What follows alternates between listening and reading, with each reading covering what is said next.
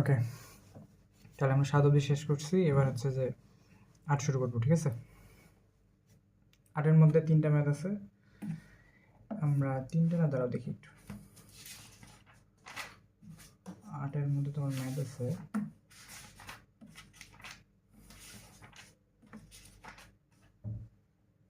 4টা, ঠিক আছে? 4টার মধ্যে আমি 1 আর 2 করাই দিব, আর 3 নাম্বারটা তোমার করতে হবে না, করার দরকার নেই। 4 নাম্বারটা হচ্ছে তোমার হোমওয়ার্ক, ঠিক আছে? আচ্ছা, 8-এর এই ম্যাথটা বলছে কি, খুবই গুরুত্বপূর্ণ একটা ম্যাথ। মিনিমাম বোর্ডে 20 বারের উপরে আসছে, বিভিন্ন বোর্ডে বিভিন্ন সময়। তো কি বলছে, একটা সরলরেখার সমীকরণ নির্ণয় করতে বলছে, যা অক্ষদ্বয়ের সাথে 8 বর্গ একক ক্ষেত্রফল তৈরি করে, ক্ষেত্রফল বিশিষ্ট ত্রিভুজ উৎপন্ন করে, এবং মূল বিন্দু হতে উক্ত রেখার উপর অঙ্কিত লম্ব এক্স অক্ষের ধনাত্মক দিকের সাথে 45 ডিগ্রি কোণ উৎপন্ন করে। এই জিনিসটাকে হচ্ছে যে আমরা কী করবো, চিত্রায়িত করি, তাহলেই সোজা হয়ে যাবে।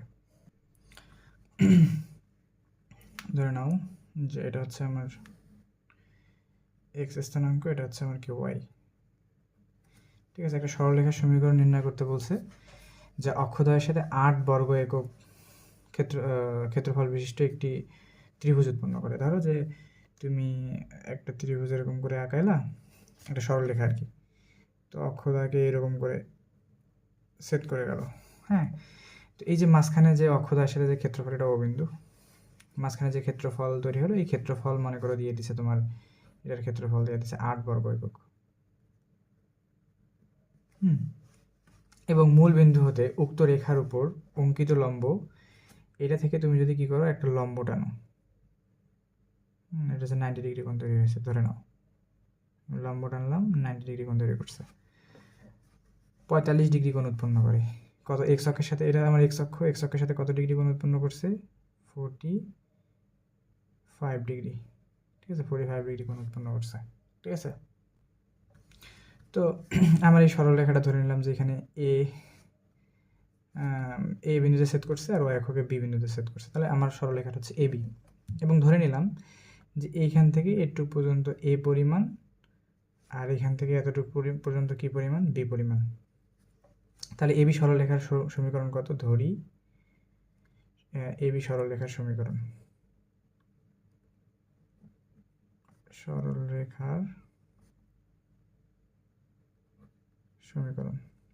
এবি সরলরেখার সমীকরণ আসলে কত, যে এক্স বাই, তুমি তো জানো x by a plus y by b, যেহেতু দুইটা অক্ষকে সেট করছে এ বি বিন্দুতে, তাহলে x by a y by b is equal to কত, 1।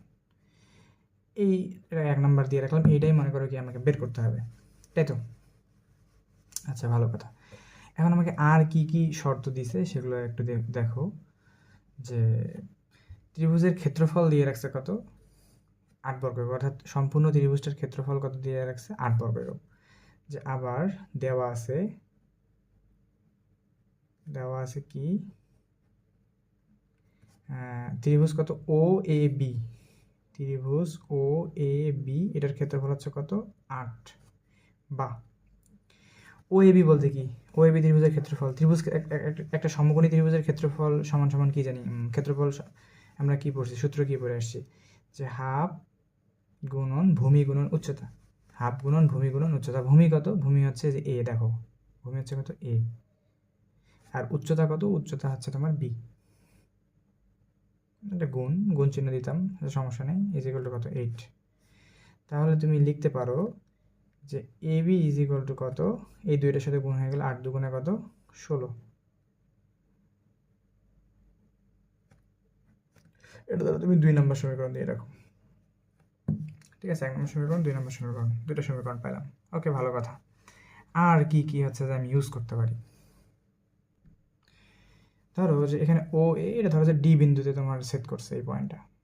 হ্যাঁ, তাহলে ও এ ডিও কিন্তু একটা সমকোণী ত্রিভুজ, কারণ আমি এটা থেকে এটার উপর লম্ব আঁকাইছি, ঠিক আছে? এটা হচ্ছে লম্ব আঁকাইছি, তাহলে সমকোণী ত্রিভুজ। এখানে আমার 45 ডিগ্রি আছে, এখানে 90 ডিগ্রি, তাহলে এখানে কত ডিগ্রি হয়, 45 ডিগ্রি আছে, এটার হিসাব বাদ দাও। তাহলে তুমি এতটুকু সমকোণী ত্রিভুজ নিয়ে আসলে কাজ করে দেখো তুমি কি পাও, ঠিক আছে? এতটুকু সমকোণী ত্রিভুজ নিয়ে কাজ করে কি পাও দেখো। এখন তুমি লিখতে পারো যে এখন কোন সমকোণী ত্রিভুজটি নিয়ে কাজ করবো, এই যে ও A D, O A D ত্রিভুজ ও এ ডি সমকোণীতে, সমকোণীতে ও এডি সমকোণীতে তুমি কি পাবা, দেখো যে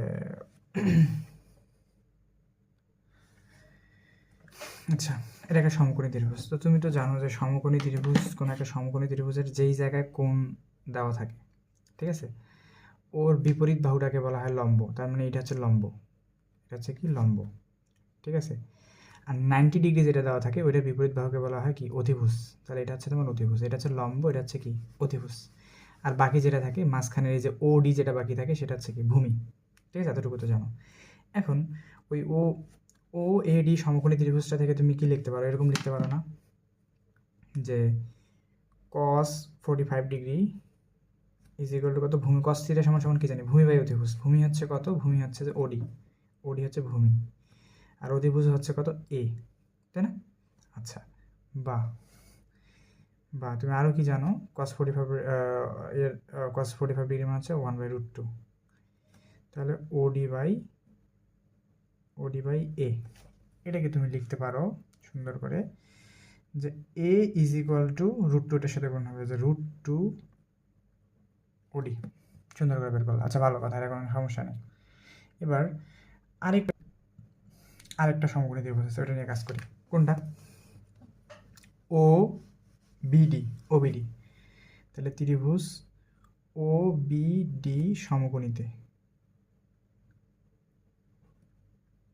এই সমকোণীতে আমি কি পাবো বলো তো?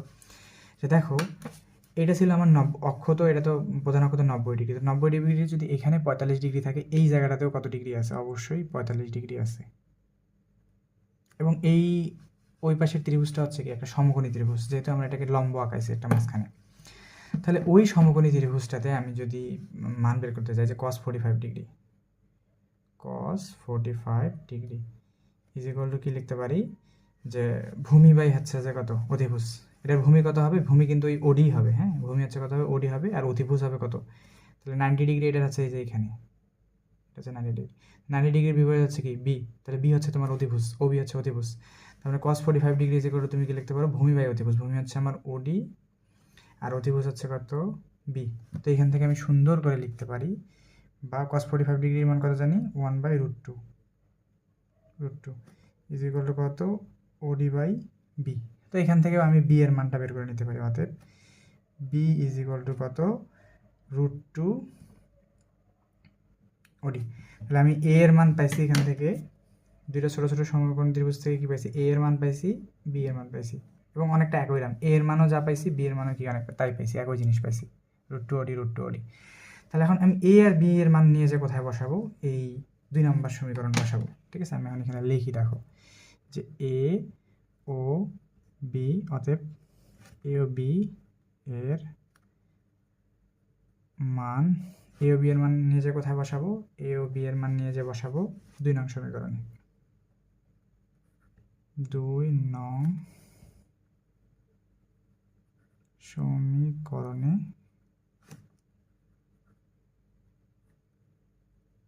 বসিয়ে, ঠিক আছে। এ বি, এ এর মান কত ছিল, এ এর মানে যে এখানে এ বি, এর জায়গায় বসাবো যে √2 ওডি, ঠিক আছে। এই বি এর জায়গায় কত বসাবো, যে √2 ওডি, √2 ওডি বসালাম, ইজ ইকুয়াল টু কত, 16। ওকে, বা √2 গুণ করলে শুধু 2, আর ওডি গুণ করলে কত, ওডি স্কোয়ার ইজ ইকুয়াল টু কত, 16, বা ওডি স্কোয়ার ইজ ইকুয়াল টু কত, 8, ঠিক আছে। তো এইখান থেকে তুমি যদি আরেকটু ক্যালকুলেট করে নাও, বা ওডি ইজ ইকুয়াল টু কত, যদি তুমি এটাকে ওই দিকে স্কোয়ারটাকে রুট করে দাও, তাহলে হচ্ছে কত, √8। তাহলে ওডি এর মান আসে, √8কে করলে তুমি যদি ক্যালকুলেটার চাপো, 4 × 8, 2√2, কত আসবে, 2√2। ভালো কথা, 2√2 আসলো। আচ্ছা, ওডি এর মান পেলা। এখন ওডি এর মান কোথায় বসা দিতে পারবো বলো তো? এই যে এই জায়গাটাতে বসা দিতে পারবো না, তাহলে তোমার এ এর মান চলে আসলো। আবার ওডি এর মান যদি এখানে বসাই দাও, তাহলে কি তুমি বি এর মানও পাওয়া যাবে। এগুলো হচ্ছে যে নাম্বারিং করে দিতে পারো, একটা সমীকরণ, দুইটা সমীকরণ, এটাকে 3 নাম্বার সমীকরণ দাও, বা না দিলেও হবে। তার এরকম করে লেখা আছে। তাহলে এ ইজ ইকুয়াল টু কত, যে √2 ওডি, ঠিক আছে। তাহলে মান কত আসলো, √2 2√2, ওডি এর মান হচ্ছে 2√2, আমি যেটা পাইলাম। তাহলে এখান থেকে তুমি লিখতে পারো যে a ইজ ইকুয়াল টু √2 আর √2 গুণ করলে শুধু 2, 2 আর 2 গুণ করলে 2 2 গুণ 4, তাহলে এর মান হয়ে গেল 4। এবং আচ্ছা এবংটা এখানে লেখো, এবং তারপরের লাইন আর কি, এখানে জায়গা কম দেখে স্পেস কম দেখে আমি এখানে লিখতেছি। এবং হচ্ছে কত, b ইজ ইকুয়াল টু কত জানো, যে √2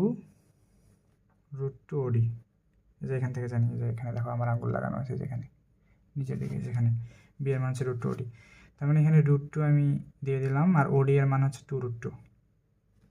তো এখান থেকে আমি লিখতে পারি √2 গুণ করে হচ্ছে শুধু 2, আর এর সাথে গুণ করলে কত হয় 4। তাহলে a এর মানও 4, b এর মানও কত 4। তাহলে a আর b এর মান আমি এখন কয় নাম্বার সমীকরণে বসাবো, 1 নাম্বার সমীকরণে বসাবো। তাহলে a ও b এর মান 1 নং সমীকরণে বসিয়ে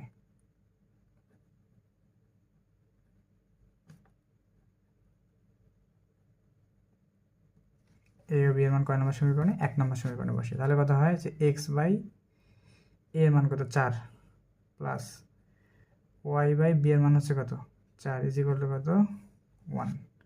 তাহলে এখন 4 দ্বারা সম্পূর্ণ সমীকরণকে গুণ করে দিলে আসে যে x plus y is equal two 4। এটা হচ্ছে তোমার অ্যান্সার। এটা হচ্ছে কি তোমার এই যে এবি যে সরলরেখা আছে, তোমার এবি সরলরেখার অ্যান্সার, ঠিক আছে, যেটা তোমার কাছে চাইছে আর কি ম্যাথে। তো আশা করি ম্যাথটা বুঝতে পারছো। ম্যাথটা খুবই গুরুত্বপূর্ণ এবং অনেক জায়গায় আসছিল, দেখবো যে তোমার কলেজের পরীক্ষাতে দিয়ে দিছে। হ্যাঁ, তো করে নিও। আচ্ছা, এবার আমরা 8-এর 2 নাম্বার ম্যাথটা করব। ম্যাথটা অনেকটা 1 নাম্বারের মতোই, তবে আলাদা, একটু আলাদা। ওইটার মতো করেই করতে হবে, জাস্ট একটু আলাদা, তো আলাদাভাবে ক্যালকুলেশনটা করবো। ম্যাথটাকে পড়ো কি বলছে, যে একটা সরলরেখা 1-4 বিন্দু দিয়ে গেছে এবং অক্ষদ্বয়ের সাথে প্রথম চতুর্ভাগে কী করছে, 8 বর্গ একক বিশিষ্ট একটা ক্ষেত্রফল তৈরি করছে, ত্রিভুজ উৎপন্ন করছে আর কি। তো সরলরেখাটার সমীকরণ চাইছে। হ্যাঁ, এবার কোন টোন কিছু দেয় না, এবার ডিরেক্ট তোমার এসে তুমি যদি আঁকাও তাহলে কীরকম হবে, ধরো এরকম, এটা হচ্ছে তোমার এক্স অক্ষ আর এটা হচ্ছে তোমার ওয়াই অক্ষ। মনে করো যে সরলরেখাটা গেছে এরকম করে, ঠিক আছে, এটা ধরো এ বিন্দু, এটা ধরো বি বিন্দু। হ্যাঁ, তো এই সরলরেখাটা এখানে যে ক্ষেত্রফলটা সে তৈরি করছে, সেই ক্ষেত্রফলটা হচ্ছে কত, যে 8 বর্গ একক। আচ্ছা, আরও কি বলছে, সরলরেখাটা কত বিন্দুগামী, একটা সরলরেখা কত বিন্দুগামী, 1,4 বিন্দুগামী। তাহলে 1 1 2 3 4, যে ধরো এইখানে, হ্যাঁ, এটা হচ্ছে যে 1,4, ধরো এটা হচ্ছে তোমার পি একটা বিন্দু 1,4। মানে কি হয়েছে, তোমার এবি সরলরেখাটা, এটা প্রথমে আঁকানো উচিত ছিল যে 1,4 বিন্দু দিয়ে গেছে এই সরলরেখাটা, এবং এটা কি করছে, দ্বিতীয়ত এই এক্স অক্ষ আর ওয়াই অক্ষের সাথে হচ্ছে কত বর্গ একক ত্রিভুজ উৎপন্ন করছে, 8 বর্গ একক একটা ত্রিভুজ উৎপন্ন করছে। তো এই দুটো শর্ত দেওয়া আছে। তো এইটা থেকে আমাকে হচ্ছে যে এই এবি সরলরেখাটার সমীকরণ বের করতে হবে। তো আমরা প্রথমে কি করে ধরে নিব, ধরি এবি সরলরেখার সমীকরণ কতটুকু ধরবো বলো তো। তো এখান থেকে এতটুকু তো বুঝতে পারতেছো যে এটা, এখান থেকে এতটুকু এ পরিমাণ এবং এখান থেকে এতটুকু বি পরিমাণ, বি পরিমাণ। তাহলে এবি সরলরেখার সমীকরণ কত হবে, যে x by a plus y by b is equal to কত 1। এটা হচ্ছে আমার 1 নম্বর সরলরেখা। এবং এই সরলরেখাটাকে আমি এ আর বি এর মান বের করবো। আচ্ছা, ভালো কথা। দ্বিতীয় কথা কি বলতো, যে তোমার বলছে যে প্রথম চতুর্ভাগে কতটুকু ক্ষেত্রফল তৈরি করে, যে 8 বর্গ একক, এবং তুমি লিখবো যে কি দেওয়া আছে, কি দেওয়া আছে, যে ত্রিভুজ ও এ বি এটার ক্ষেত্রফল হচ্ছে কত, 8, বা ও এ বি এর ক্ষেত্রফল কত হবে, হাফ গুণন ভূমি হচ্ছে তোমার এ, এই যে ভূমি হচ্ছে এ আর উচ্চতা হচ্ছে বি 8, বা A B is equal to কত 16। তো এটা অতএব দিয়ে রাখো, বাটা দেওয়ার দরকার নেই। অতএব এ বি ইকুয়াল কত 16। এটা তোমার 2 নম্বর সমীকরণ তুমি বের করে রাখলা তোমার হিসাবের জন্য। ওকে, খুব ভালো কথা। দেন তুমি আর কি করতে পারো দেখো, তুমি এটা করতে পারো না যে এ দেখো তোমার 1 নম্বর যে রেখাটা আছে, 1 নম্বর কি আমার সরলরেখাটা, 1 নম্বর সরলরেখাটার উপর কোন বিন্দুটা অবস্থিত, পি বিন্দুটা অবস্থিত। তার মানে আমি পি বিন্দুটা এই 1 নং সরলরেখার উপর চালাই দিতে পারি। তারপর আমি লিখবো এখানে পি ইজ ইকুয়াল টু কত 1,4 বিন্দুটি 1 নং সরলরেখার উপর অবস্থিত, সরলরেখার উপর অবস্থিত। তো পি ইজ ইকুয়াল টু 1,4 বিন্দু যদি 1 নং সরলরেখার উপর অবস্থিত হয়, তাহলে পি এর 1 এর মান বসাবো আমি এক্স এর জায়গায়, আর পি এর হচ্ছে যে 4 এর মান বসাবো ওয়াই এর জায়গায়, এ বি এর জায়গায় বসাই দেবো। তাহলে কি আসে যে 1/a plus 4/b is equal to কত 1, তাই না? আচ্ছা গেল। তাহলে আমি সম্পূর্ণ এটাকে কত দ্বারা গুণ করব, এবি দ্বারা গুণ করব।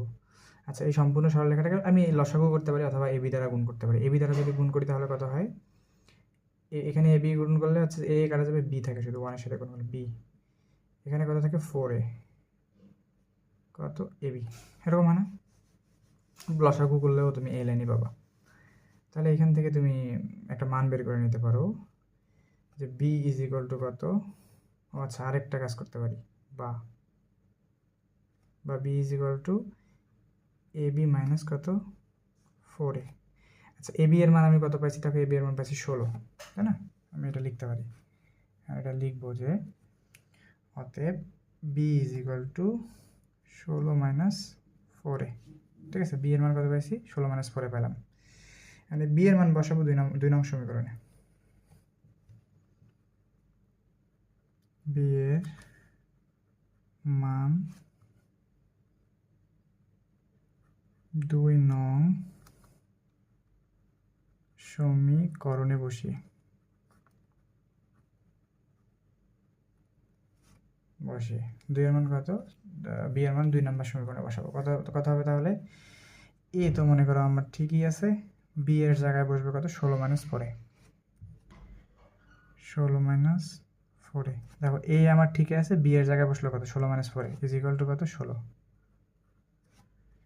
বা এখান থেকে যদি ক্যালকুলেট করি 16 দিয়ে গুণ করলে 16a minus 4a square is equal to 16। এটাকে যদি ওইদিকে লিখি তাহলে হয় বা 4a square minus 16a plus 16 is equal to 0। পক্ষান্তর করলাম, সম্পূর্ণ সমীকরণ দিয়ে 4 দ্বারা ভাগ করো। সম্পূর্ণ সমীকরণ 4 দ্বারা ভাগ করলে কত হয় যে a square minus 4a plus 4 is equal to কত 0 করছো। এবার দেখো, এবার এই জিনিসটার মিডিল টার্ম করতে পারো। দেখো এটাকে মিডিল টার্ম না করে আমরা অন্য একটা কাজ করবো। এবার মিডিল টার্ম করলেও হবে, মিডিল টার্ম না করলে দেখো এরকম, এটা সূত্রের মধ্যে কিন্তু নিয়ে আসা যায়। এ স্কোয়ার মাইনাস 4কে ভাঙাইলাম, 2 ইন্টু 2 ইন্টু এ প্লাস 4কে আমি কত আকারে লিখলাম 2a স্কোয়ার আকারে লিখলাম, এই যেগুলো 0। তার মানে কত a মাইনাস 2 হোল স্কোয়ার, অর্থাৎ a minus b whole square সূত্র করছে যে a square minus 2ab plus b square. তার মানে এটাকে তুমি লিখতে পারো যে a minus 2 whole square is equal to 0। Square ওইদিকে রুট করে শূন্যই, বা a minus 2 is equal to 0। অতএব a এর মান কত শুধু 2, ঠিক আছে, a এর মান 2। আচ্ছা, এই a এর মান যদি আমি এই b এর জায়গায় বসাই দিই, এই b আছে যেখানে 4a এর জায়গায় বসাই, তাহলে কি b এর মান পাবো না? পাবো। তাহলে দেখো এখন b ইজ ইকুয়াল টু আমি কত জানতাম যে 16 মাইনাস কত 4a, তাহলে 16 মাইনাস 4 ইন্টু 2, 4 2 8, 8 থেকে 16 বাদ দিলে b এর মান কত আসে, b এর মান আসে 8। অর্থাৎ b এর মান কত 8, তাহলে a এর মান পেলে 2, b এর মান পেলে 8। এখন a আর b এর মান নিয়ে যে সুন্দর করে 1 নম্বর সমীকরণে বসাই দাও। হ্যাঁ, যে a ও b এর মান 1 নং সমীকরণে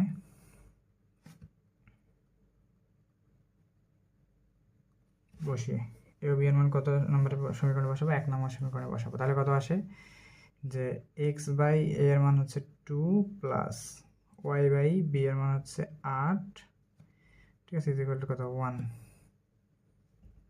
বা সম্পূর্ণ সমীকরণকে আমি 8 দ্বারা গুণ করে দেবো, ঠিক আছে, লসা 2 আর 8 লসাগু 8, তাহলে 8 দ্বারা গুণ করে দেবো। 8 দ্বারা গুণ করলে কত হয়, এখানে মনে করো 8 আছে, 2 কে 8 দ্বারা গুণ করলে কাটলে কত হয় 4x, প্লাস তারপর ওয়াই বাই 8কে 8 দ্বারা গুণ করলে থাকে ওয়াই, আর 1কে 8 দ্বারা গুণ করলে 8, ঠিক আছে, তাহলে এটাকে তুমি লিখতে পারো যে 4x plus y minus 8 is equal to কত 0, ঠিক আছে, এটাই হচ্ছে তোমার সমীকরণ উত্তর। এই যে এবি রেখার সমীকরণ, যে সমীকরণ তোমার কাছে চাইছে সেই রেখার সমীকরণ। এই টাইপের ম্যাথ দুইটা আছে, এটা একটু এরকম, ওটা তো দেখলাই। তো এই দুটো ম্যাথ অনেকবার আসছে, তোমাদের পরীক্ষাতে আসার চান্স অনেক, দেখবে যে কোনো না কোনোভাবে আসছেই। হ্যাঁ, তাহলে আমাদের খুব মনোযোগ দিয়ে হচ্ছে এই দুটো ম্যাথ জানা প্রয়োজন। ক্লিয়ার? I think clear.